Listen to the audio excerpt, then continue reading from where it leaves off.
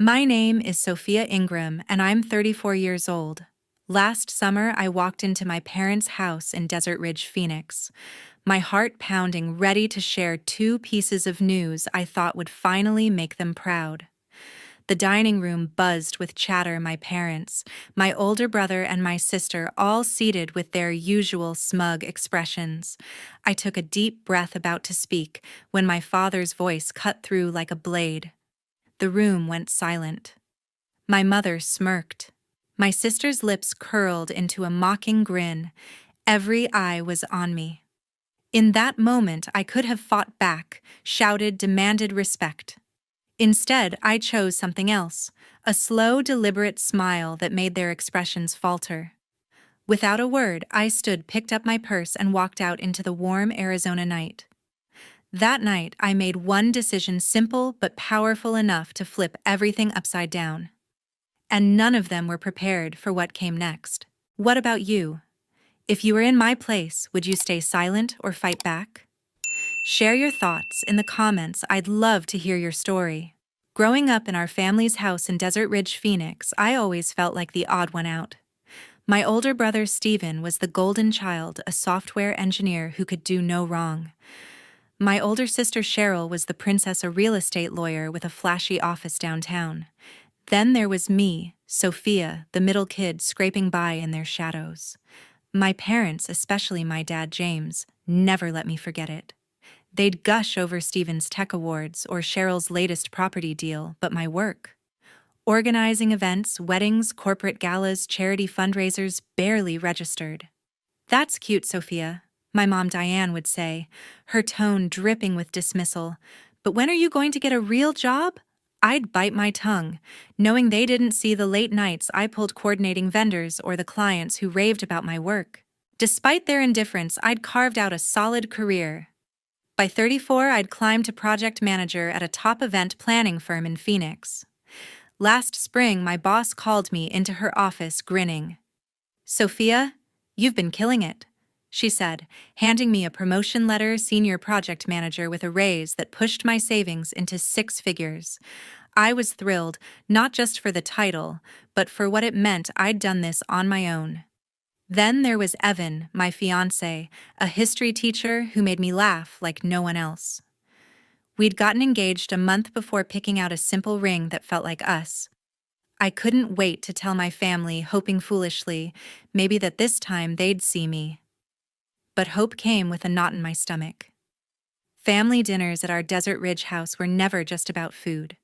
They were a stage for my dad to praise Steven's latest app launch or Cheryl's $1 million condo deal while I sat there invisible. I'd been helping them for years, writing checks to cover their bills when things got tight, like the $1,500 a month for their mortgage or the $3,000 for my dad's heart surgery. They never asked how I managed it. They just took. My grandfather Edward was the only one who ever noticed. "You're doing too much for them, kid," he'd say, shaking his head during our Sunday calls. I brushed it off, thinking family was supposed to stick together. That summer, I drove to their house, my promotion letter tucked in my purse, Evan's ring glinting on my finger. I'd planned every detail of what I'd say, the promotion, the engagement, the life I was building. Maybe this time I thought they'd look at me and see someone worth celebrating. But as I parked in their driveway, my heart sank. I could already hear my dad's voice through the open window boasting about Steven's new startup. Cheryl's laugh followed, sharp and smug. My mom's voice chimed in, praising Cheryl's latest court win. I gripped the steering wheel, fighting the familiar dread. Would they even care about my news? Or would they find a way to twist it to make me feel small again? I'd spent years swallowing their jabs, comments about my frivolous job, my quiet life, compared to my siblings' shining careers. Steven, with his tech bro swagger, never bothered to ask about my work. Cheryl, always in designer suits, would roll her eyes when I mentioned a client's event. My parents didn't just ignore me, they leaned on me, expecting money whenever their budget fell short. I'd paid $5,000 for Cheryl's law school fees back when she was struggling to finish her degree. They never thanked me, never acknowledged it. Yet I kept hoping, kept showing up, kept believing one dinner could change things. I spent that afternoon in my apartment putting the final touches on a gift I'd poured my heart into. For weeks, I'd been working on a family photo album, decades of memories from grainy shots of my parents' wedding to Polaroids of us kids in the Desert Ridge backyard. I'd stayed up late gluing snapshots, writing captions, decorating pages with stickers. It wasn't just a gift. It was my way of saying I valued our family even if they rarely valued me. I wanted to give it to my mom and dad before dinner, hoping it would set a warm tone for my big announcements, my promotion to senior project manager, and my engagement to Evan. As I wrapped the album in gold paper, I pictured their faces lighting up, maybe even a "We're proud of you, Sophia" from my dad James. But as I walked into their Desert Ridge house, that hope started to fray. The living room was already alive with voices. My dad stood by the fireplace gesturing animatedly as he told a neighbor on the phone about my brother Steven landing a big contract for his tech startup. "He's going places," James said, his voice booming with pride. I set the album on the coffee table waiting for a chance to speak, but he didn't even glance my way. My mom Diane was in the kitchen chatting with my sister Cheryl about her latest real estate deal, a luxury condo sale that had her name in the Phoenix Business Journal. "You're unstoppable," Diane said, beaming as Cheryl laughed and flipped her hair. I hovered nearby, clutching the wrapped album, trying to join the conversation. "Hey, Mom, I brought something for you and Dad," I said, holding up the gift. Diane barely looked up. "That's nice. Sophia just put it somewhere," she said, turning back to Cheryl. I swallowed the sting and moved to the dining room where Stephen was scrolling through his phone, probably checking stock prices for his company. "Hey, Stephen," I said, forcing a smile. "I made something for the family, want to see?" He grunted, eyes glued to his screen. Later, maybe, he said, not even looking up. I stood there feeling like a kid again, begging for scraps of attention. The album felt heavier in my hands, my excitement fading. I set it on the sideboard, telling myself dinner would be different. I'd share my news and they'd have to listen. As I helped Diane set the table, the conversation kept circling back to my siblings. James joined us, still on about Stephen's startup. "He's pitching to investors next week," he said, adjusting his glasses. "Could be a game changer." Diane nodded, placing a platter of roasted chicken down. "And Cheryl closed that condo deal in under a month," she added, her voice brimming with awe. I tried to chime in. "That's great. But I've got some news too," I started. But Cheryl cut me off, launching into a story about her celebrity client. I gripped a fork, my knuckles whitening, and forced a nod. They didn't even notice. I took a deep breath, reminding myself why I was here. The promotion meant I was running major events, now galas, conventions, even a citywide festival. Evan, my rock, had proposed under a starry desert sky, promising a life where I'd never feel small. I deserved to share that.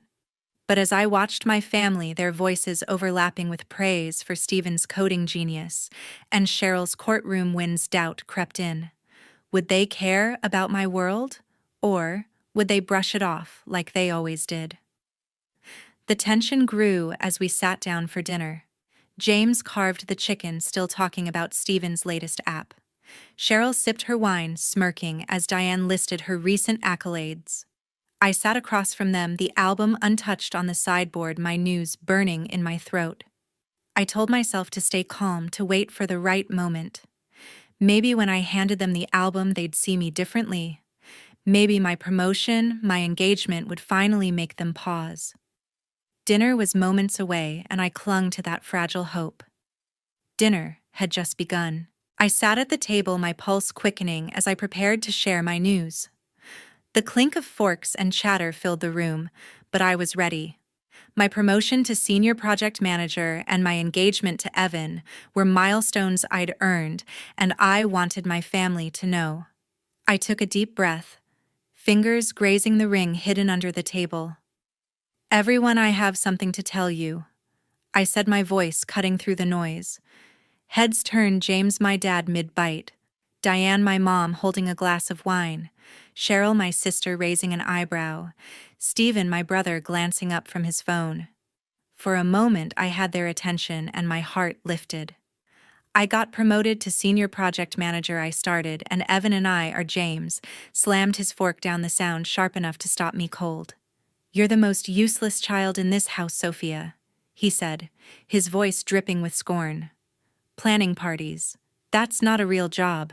Why can't you be like Stephen?" Or Cheryl. Diane's lips curled into a smirk, her eyes glinting with amusement. Cheryl let out a biting laugh, leaning back in her chair. Stephen didn't speak, but a faint grin flickered across his face. The words landed like a slap, each one carrying years of their disregard, their refusal to see me. My chest tightened, the air heavy with their judgment. I could have fought back, listed every high-profile event I'd managed, every client who'd called me indispensable. I could have told them about the nights I'd spent perfecting proposals, or how Evan saw the strength they ignored. But their expressions, James's glare, Diane's smirk, Cheryl's mocking laugh made it clear they'd never care. Something snapped inside me, not anger, but resolve. I didn't need their validation anymore. I smiled, slow and deliberate, watching Diane's smirk waver and Cheryl's laugh falter. The room went quiet, their eyes locked on me. Without a word, I pushed my chair back, the scrape echoing in the silence. I stood, grabbed my purse, and headed for the door.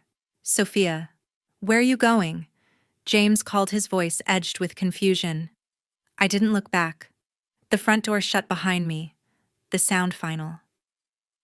In my car, the warm Arizona night pressed against the windows. My hands trembled, not from hurt, but from a clarity I'd never felt before.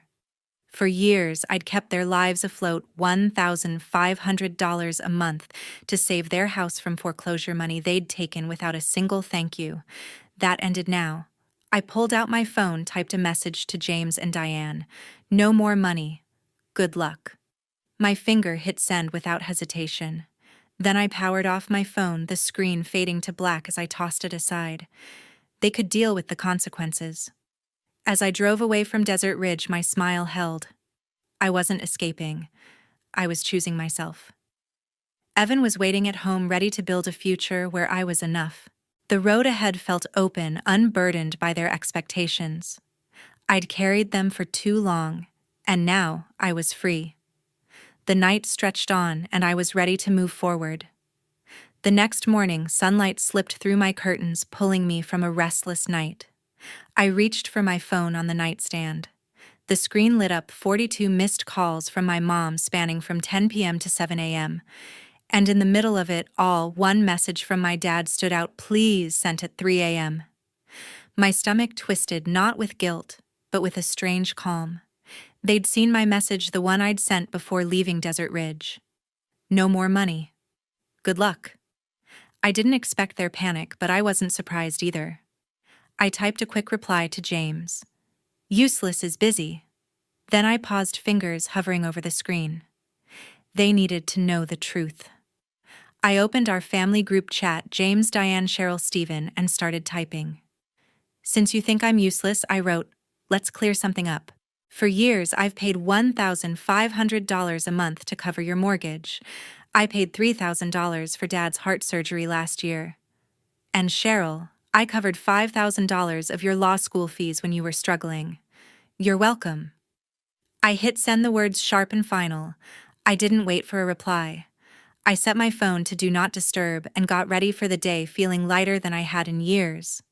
By noon, my phone buzzed with a call from my grandfather, Edward. I answered, his familiar voice, warm but firm. "Sophia, I saw your message," he said. "Good for you, kid. I'm proud you stood up." He didn't stop there. He'd called James and Diane that morning, tearing into them. "You've been bleeding her dry," he told them, his tone sharp enough to cut through their excuses. "She's been carrying this family, and you call her useless. Shame on you both." I could picture Diane's face, pale and scrambling for words. James muttering defenses that wouldn't hold. Edward wasn't done. "You need to figure out how to survive without her," he said, hanging up on them. I thanked him, my voice catching. "You don't owe them anything." "Sophia," he said, "keep shining." Back at the Desert Ridge house, my message had lit a fuse. Diane was frantic, pacing the kitchen, calling James over and over, demanding he fix this. "How are we supposed to pay the mortgage now?" She snapped, her voice trembling. James, usually so composed, shouted back, "You think I know? She can't just cut us off." Cheryl, who'd always acted untouchable, was stunned into silence, her law school debt. My contribution now a glaring truth. Stephen, who'd taken my support for his startup without question, stared at his phone, rereading my words. $5,000. Cheryl finally said, her voice tight. "She never told me." Stephen shook his head. "She didn't tell any of us." The realization hit them hard. I'd been their safety net, and they'd mocked me for it. The house erupted into chaos. Diane blamed James for pushing me away. "You called her useless."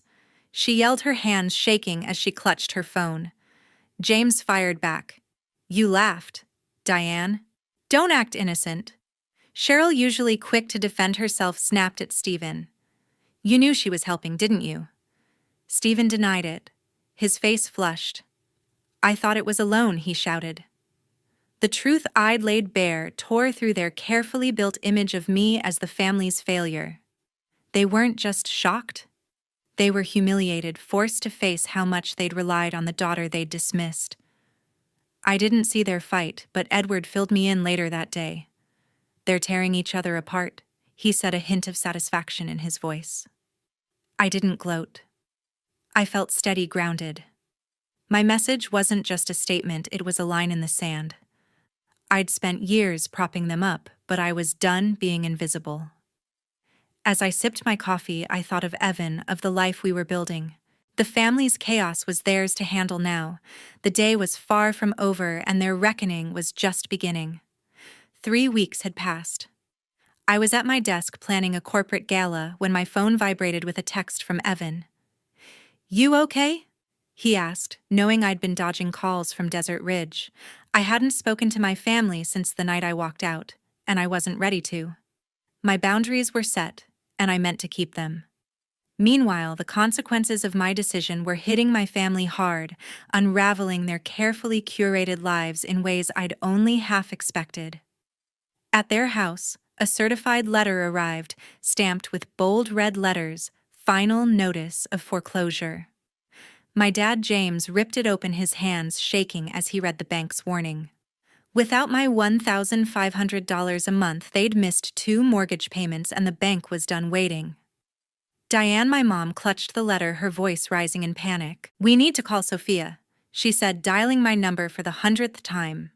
It went straight to voicemail. My phone was still on. "Do not disturb." James paced the living room, muttering about selling his car, his pride stung by the reality of their debt. They'd relied on me for years, never imagining I'd actually stop. My sister Cheryl was reeling too. Her real estate business, always propped up by her flashy reputation, took a hit when a major condo deal fell through. She'd counted on a quick sale to fund her next project, but without my financial support money, she'd never acknowledged she couldn't cover the upfront costs. The client walked, and Cheryl's name, once golden in Phoenix circles, started to lose its shine. She spent hours on the phone begging investors to stay, her voice tight with desperation. "I just need a little more time," she pleaded, but the damage was done. Stephen, my brother, wasn't faring much better. His tech startup, once his ticket to glory, was drowning in debt. To keep it afloat, he'd taken a second job working overnight shifts at a data center. The long hours left him exhausted, his usual swagger replaced by dark circles under his eyes. He'd assumed my contributions were endless, never questioning where the money came from. Now, faced with loan payments he couldn't meet, he was scrambling, his dreams teetering on the edge. The family's breaking point came during a group call organized by my grandfather, Edward. He'd had enough of their excuses and insisted everyone join: James, Diane, Cheryl, Stephen. I wasn't invited, and I wouldn't have answered anyway. Edward's voice crackled through the speaker, sharp and unyielding. "You've lost Sophia because of your arrogance," he said, his words aimed at James and Diane. "She paid your bills, kept your house funded, your lives, and you treated her like nothing. You're reaping what you sowed." James tried to interrupt, stammering about family loyalty, but Edward cut him off. "Loyalty? You called her useless. You don't deserve her." Diane's voice wavered, pleading ignorance, but Edward wasn't having it. "You knew exactly what she was doing for you," he said. "Now fix your own mess." The call turned into a shouting match. Cheryl accused James of driving me away with his insults. "You always favored Stephen." She snapped, her frustration spilling over. Stephen shot back. "Don't pin this on me. You took her money too." Diane tried to play peacemaker, but her voice cracked as she admitted they couldn't afford the house without me. James, red-faced, yelled at everyone to shut up, but no one listened. Edward hung up, leaving them to stew in their chaos. He later told me it was the loudest call he'd ever heard, and he didn't regret a word. I stayed out of it, ignoring the voicemails piling up from Diane, the texts from Cheryl begging to talk. I'd spent years bending over backward for them, only to be dismissed. Now I was focused on my life, my career thriving with new clients, my engagement to Evan, who reminded me daily that I was enough. My boundaries weren't just a line, they were a wall, and I wasn't tearing it down. Their world was crumbling, but mine was just beginning. Months had slipped by. I stood in the empty living room of our new home, a cozy 2-bedroom in Scottsdale, the smell of fresh paint still lingering. Evan was outside unloading boxes from the moving truck, his laughter echoing as he joked with the movers. My phone, once buzzing with desperate calls from my family, was quiet now. I'd blocked James, Diane, Cheryl, and Stephen weeks ago, their voicemails and texts fading into a past I no longer carried. My life felt like my own for the first time, unburdened by their expectations, their judgment, their weight. At work, I'd just been named Director of Projects, a role I'd earned through years of late nights and flawless events. My team looked to me for guidance, trusting my vision for everything from charity galas to tech conferences. The promotion came with a raise enough to cover the down payment on our new house. Evan and I had spent weeks house hunting, dreaming of a place where we could build our future. We'd found it a sunny corner lot with a small backyard, perfect for quiet evenings and maybe someday a family of our own. As I arranged books on a shelf, I caught my reflection in a window. I was smiling truly, smiling not the forced kind I'd worn for years. The only tie to my old life was my grandfather, Edward. He didn't call often, his hands shook too much to hold a phone for long, but his letters arrived every few weeks, handwritten on crisp stationery. "You're doing right by yourself, Sophia," he wrote in his latest one, his cursive steady despite his age. "I've always seen your strength even when they didn't. Keep going." I kept his letters in a wooden box on my desk, each one a reminder that someone in my family believed in me. I'd write back, sharing bits of my life, my promotion, the house, Evan's proposal under the desert stars. Edward's replies were short but warm, always ending with, "I'm proud of you, kid."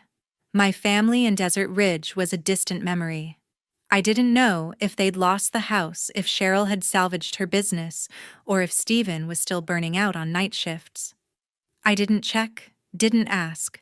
Edward never mentioned them in his letters, and I was grateful for that. Their chaos wasn't my responsibility anymore. I'd spent years pouring money and energy into their lives only to be called useless. Now every dollar I earned, every moment I had was for me, for us. Evan and I were planning our wedding, a small ceremony with friends who saw me for who I was not, who I wasn't. Sometimes late at night I'd think about the past, not with regret, but with clarity. I'd given my family everything, and they'd given me nothing but criticism. Cutting them off wasn't just about money, it was about reclaiming my worth. I'd built a career I loved, a home with the man I'd marry, a life that felt full. The weight of their dismissal, their need, their scorn, it was gone. In its place was a confidence I hadn't known I could feel, a certainty that I was enough. I walked outside to join Evan, the Arizona sun warm on my face. He handed me a box labeled kitchen, grinning as he teased me about my terrible packing skills. I laughed, shoving him playfully, and for a moment the world was just us, our new home, our new life. Edward's latest letter sat on the counter inside a quiet anchor to the family I'd chosen to keep. The rest I'd let go. My days were full, and I was ready for whatever came next. The wedding day arrived. I stood in a flowing white dress, the desert sunset casting a warm glow over our Scottsdale backyard. Evan waited at the makeshift altar, his smile steady and sure, surrounded by twinkle lights and a handful of close friends. My grandfather Edward sat in the front row, his eyes misty but proud, the only family member I'd invited. James, Diane, Cheryl, and Stephen weren't here, not because I'd wavered, but because I hadn't. This day was for me, for Evan, for the life we'd built without their shadows. As I walked toward Evan, gripping a bouquet of wildflowers, I felt weightless, free, in a way I'd never known. "Sophia," Evan whispered as I reached him, "you're everything."